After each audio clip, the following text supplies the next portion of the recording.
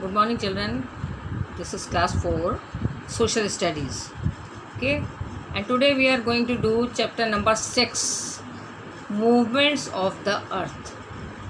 Okay, it is on page number 36 of your new edition book, Movements of the Earth. Okay, chapter number 6. So we will start from here. You can see the picture of the Earth here, the blue planet. The Earth is also called the blue planet because the bigger part of this is Earth is covered with the water. Okay, all the big oceans. Now we will start from here as we are going to study about the movement. The Earth is the only planet that has atmosphere that supports life, and it has one natural satellite called Moon. 3/4 of its surface is covered with water, hence it is called the blue planet, as I told you now, because almost 3/4 4 parts में से 3 parts जो हैं वो हमारा water से covered है. As you can see, all that the bigger parts are water part. Okay, that is why it is called blue planet. Now we will start from the main topic, movements of the Earth. Movements of the Earth. As we see that the Earth moves all the time, it is not stationary. Only the Sun is stationary, I must tell you, and all other planets are moving. They move every time. Okay, and Earth is also one of them.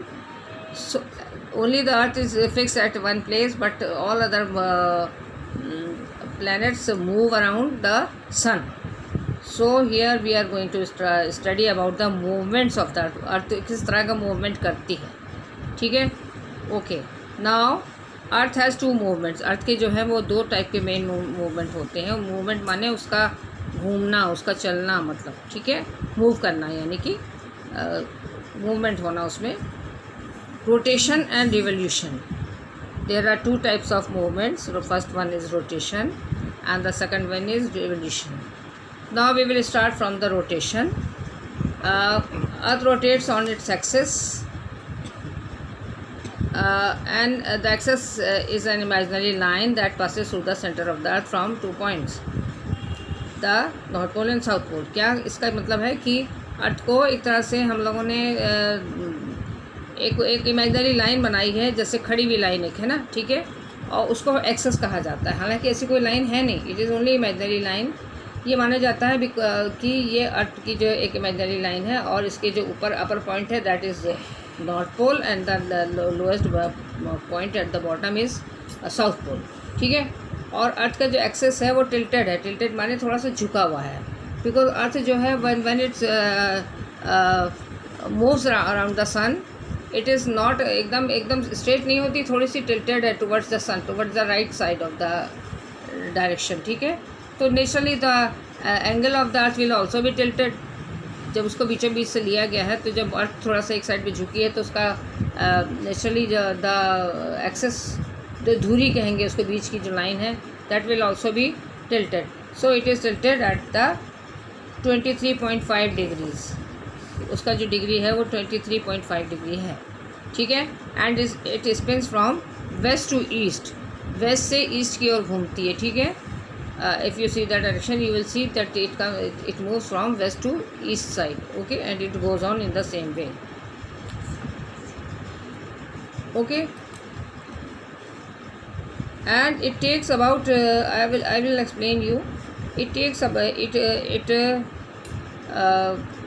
spins from west to east, and it takes about 24 hours to complete one rotation on its axis. यानी कि अपनी ही जगह पे उसको एक बार घूमने में it takes about 24 hours. Okay, 24 घंटे उसको लगते हैं वो अपने ही एक्सेस पे एक बार पूरा गोल घूम जाने में. The movement of earth on its axis is called rotation, ठीक है. इसका क्या मतलब है कि ये जो एक्टिविटी है, अर्थ की जो मूवमेंट है, this is called rotation because it moves on its axis, and it takes about 24 hours. So 24 hours means 1 day. Let me explain you in a simple lines. It takes about 24 hours means 1 full day and night together. Okay, and the part which comes in front of the sun, there is a daytime, and the parts which are behind on the other side, because they don't get the sunlight. So in those countries, at the place of the earth, the countries which are located on that part that is on the other side has night time. It goes on in this process that goes on, that day by one by one we see the country, the earth moves, और जो part उसके सामने आते हैं वहाँ day time होता है, और जो घूम के पीछे चले जाते हैं उनमें रात होती है। यानी कि जैसे कि हम मान लीजिए हमारे यहाँ, हम जिस टाइम हमारे यहाँ दिन होता है, तो अमेरिका जो हमारे यहाँ से फार ऑफ कंट्री है, उस टाइम में वहाँ पे रात होती है, ठीक है। और जब हमारे यहाँ शाम और रात होने लगती है, तो वो हमारे पीछे चलते हैं, यानी कि तब उनका दिन निकलता है, वो हमारे से पीछे होते हैं, ठीक है। तो इस तरह से ये चलता है, वो हमसे करीब 10 घंटे, 10 साढ़े 10 घंटे पीछे हैं हमसे, ठीक है। तो अभी जैसे हमारे यहाँ इस टाइम मॉर्निंग टाइम अगर मान लें, तो वहाँ पे अभी रात चल रही होगी, वो हमारे से पीछे हैं। जब हमारे यहाँ शाम होने लगी, हमारे यहाँ रात आने लगेगी, तब वहाँ पे डे टाइम हो, क्योंकि वो तब तक अर्थ घूम के उनका जो पार्ट है जहाँ पे वो है, वो सन के सामने चला जाएगा, और हम लोग पीछे चले जाएंगे, तो हमारे यहाँ रात हो जाएगी। सो यही है। और एक ये तो हमारा जो हो गया, ये वर्टिकल था, यानी कि एक खड़ी हुई लाइन है। अब एक लेटी लाइन भी हम लोग मानते हैं, जो कि अर्थ को डिवाइड करती है, दैट इज़ हॉरिजॉन्टल हम कह सकते हैं। लेटी हुई लाइन एक in simple words, just to explain you I am saying this, that line is called equator, that is centre of the earth, जो कि वो अर्थ को ऐसे आधे आधे हाफ एंड हाफ पार्ट में डिवाइड करता है। It divides the earth into 2 equal halves, ये जो लिखा हुआ है यहाँ पे। And the upper one is northern hemisphere and the lower part is southern hemisphere, ठीक है। और 2 अदर इम्पॉर्टेंट इमेजिनरी लाइंस जो हैं, नॉर्दर्न हेमिस्फीयर की है ट्रॉपिक ऑफ कैंसर, जो कि इक्वेटर के बाद आती है, और जो दूसरी लाइन जो सदर्न हेमिस्फीयर में है, that is tropic of Capricorn, ठीक है। Now as I told you, effects of the rotation क्या है, it causes day and night, as I told you now, ठीक है। It is the same thing is written, which I have explained you right now. The earth rotates on its axis. Only half of it gets light from sun. That is why some countries experience daytime while others experience night time. The tilted axis of the earth always remains the same, and rotation influences the direction and flow of winds and ocean currents also, ठीक है। समुद्र में जो लहरें उठती हैं, वो भी रोटेशन से ही अफेक्टेड होती हैं, और direction and flow of winds, हवाएं जो हैं वो उससे ही प्रभावित होती हैं। Now we will come to the second part, revolution. Revolution क्या है? Earth moves around sun in its orbit. Orbit क्या है? एक फिक्स पाथ है उसका, एक तरह से एक फिक्स रास्ता है, जिस पे वो उसी के। Now we will talk about the, let me first explain you in a simple way what is revolution. Revolution क्या है? अर्थ का वो घूमना सूरज के चारों तरफ, जो कि एक फिक्स पाथ के ऊपर होता है। ऐसा कभी नहीं होता कि अर्थ जो है वो कुछ घूमते घूमते थोड़ी दूर पे और कहीं चली जाए, या किसी दूसरे प्लैनेट से टकरा जाए। All the planets rotate in the fixed axis, ठीक है। वो सब अपने fix on the fixed orbit, sorry, ठीक है। उनका एक फिक्स पाथ होता है, वो उसी पे ही चलते हैं। सो the earth also has a fix path, और वो उसी पे घूमती है। उसको सन से कितनी दूरी बना के रखनी है, और जो नेक्स्ट प्लैनेट उसके बाद है उससे कितनी दूरी रखनी है, या उसके बीच में कोई प्लैनेट है उससे कितनी दूरी रखनी है। The path is fixed, that is called orbit, okay. So the earth moves around the sun in its orbit, that is called revolution. जो अपने ऑर्बिट में वो जो घूमती है फिक्स पाथ पे, दैट इज़ कॉल्ड रिवोल्यूशन।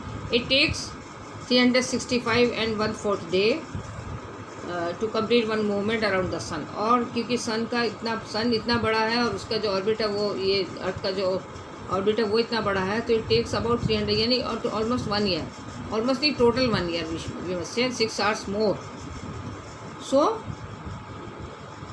उसको इतना टाइम लग जाता है अर्थ को चारों तरफ सन का एक चक्कर लगाने में, कि वो पूरा साल लग जाता है उसको। एंड दैट मेक्स द अब हम देखेंगे कि इफेक्ट्स ऑफ द रिवोल्यूशन क्या है, रिवोल्यूशन कैसे क्या इफेक्ट आते हैं। Revolution of earth causes seasons. अब इसमें भी बात आती है कुछ फ़र्क की क्योंकि सन जो है कि चारों तरफ अर्थ राउंड लगा रही है, कभी वो सन के बराबर में है, कभी sometimes it is on the right side, sometimes it is left, sometimes at the upper, sometimes lower, sometimes at the middle of the this thing path.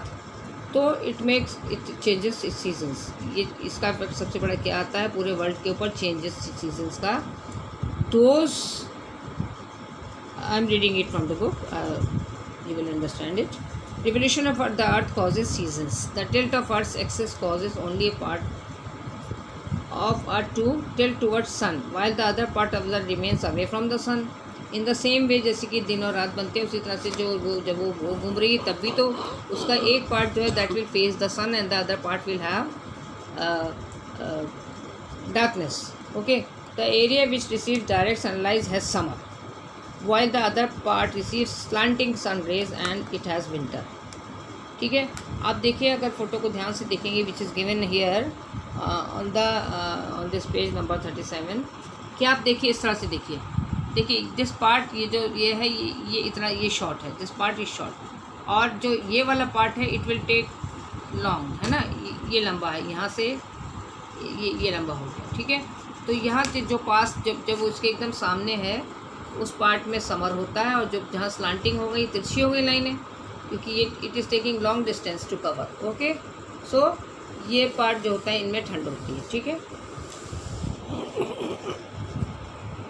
As I told you the rays of the sun fall directly on the equator twice a year. अब क्या होता है कि साल में 2 बार ऐसा समय होता है जब वो इक्वेटर पे, यानी कि जो सेंटर पार्ट है हॉरिजॉन्टल लाइन है उस पर 2 बार होता है। ठीक है, naturally when it is first time on the north side, on the east side, and on the other side, west side. ठीक है, उसको इक्वेटर पे जब स्ट्रेट पड़ती हैं लाइनें, that time is 21 March and 23 September. The earth experiences equal day and night on these days. The position is called equinox. इस समय क्या होता है, जो डे और नाइट जो होते हैं वो इक्वल होते हैं, and this position is called equinox. ठीक है, now we come to the next page. अब इसमें थोड़ा सा और उसके बारे में बात हम लोग करेंगे, सीजन्स के बारे में। On 21 June that is summer, the northern hemisphere of earth tilts towards sun and its rays fall directly on the tropic of Cancer. ठीक है, now the northern hemisphere experiences summer, और बाकी के जो नीचे का एरिया है, जो साउथ पोल है, वहाँ पे डार्कनेस होगी, वहाँ विंटर होगा। This is the fact. Then on the second part 22 December, the south pole towards the sun tilts towards the sun, its rays fall directly on the tropic of Capricorn, which is in the lower part of the equator. Okay, as I told you, that is southern hemisphere. तो उसमें क्या होता है, therefore it is summer in the southern hemisphere. तो वहाँ पे जब सन की डायरेक्ट रेस पड़ी तो वो सदर्न हेमिस्फीयर में, तो वहाँ पे क्या हो गया, therefore this is summer in the southern hemisphere. वहाँ पे समर होगा क्योंकि फॉल जो रेज हैं वो डायरेक्ट पड़ रही हैं, and so this is called we can say. तो नॉर्दर्न स्पेस जब नॉर्दर्न में नहीं पड़ रही है तो वहाँ पे विंटर सॉल्स्टाइस हो जाएगा।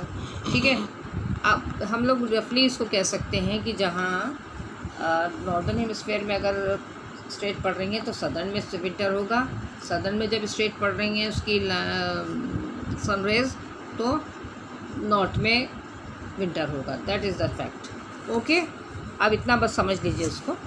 Now we will see children, as I have told you that this new edition book has very good exercise work, and side by side when I am repeating these chapters again for the benefit of you all children, so I am just filling this work also, so that you also do one thing. You see this video and you fill up the work which I am going to do now, and you can see and you can fill up the words which I have fill up or written the answers I have written with a red ink. That is your answer. You can also fill it up in the book, so that you may have facility to study when you go for the preparation of the next examination. Okay, so we will start from here. Just आप देख सकते हैं अपनी book का page number 38, that is page number 38, page number 38, and just fill in the blanks. Question round. Okay, I'm reading it, and after that I will finish. Earth experiencing equal day and night is the position called equinox. I have written all the spellings very clearly. You can see this red part is called equinox. You can write in your book also. Then the second one, the revolution of the earth causes change of seasons, as I have told you right now. Then third, on 22nd December, earth experienced winter solstice. Then next, come to the next page, page number 39, fourth point. On 25 June, earth experiences summer solstice. ठीक. Number 5, earth takes 24 hours to complete one rotation. And number 6, earth takes 365 days to complete one revolution. We will not do this work because I think there is some confusion in this. They have not written the right word. So one word is missing. So I am leaving this. Come to this one. See. Name the following. Here you have to give one word. This is not matching. One or two words are not matching.